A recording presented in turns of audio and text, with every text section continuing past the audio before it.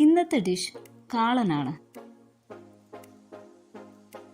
അതിനു വേണ്ടിയിട്ടുള്ള മോര് ജാറിൽ അടിച്ചെടുത്ത് വെണ്ണ വേർതിരിച്ചെടുത്തു.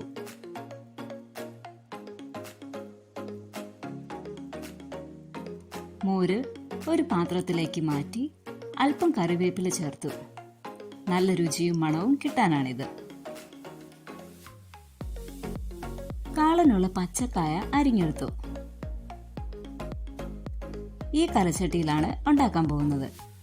അതിലേക്ക് അരിഞ്ഞു വെച്ച പച്ചക്കായ, പച്ചമുളക്, മഞ്ഞൾപ്പൊടി, കുരുമുളക് പൊടി, മുളക് പൊടി, ഉപ്പ് എന്നിവ പാകത്തിന് വെള്ളവും ചേർത്തിളക്കി സ്റ്റവിൽ വെച്ച് വേവിക്കാം.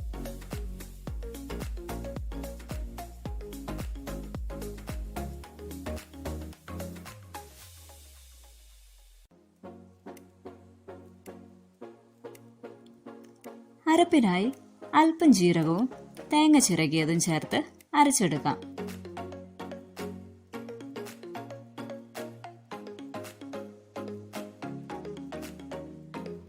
വെന്തു വന്ന പച്ചക്കായയിലേക്ക് അരപ്പ് ചേർത്തിളക്കാം.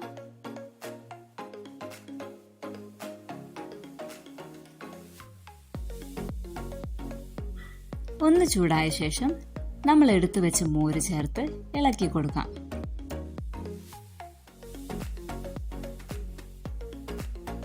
പിരിഞ്ഞു പോവാതിരിക്കാൻ ഇളക്കിക്കൊണ്ടേയിരിക്കണം. ഏകദേശം തിള വരാനാകുമ്പോൾ ഗ്യാസ് ഓഫ് ചെയ്യാം.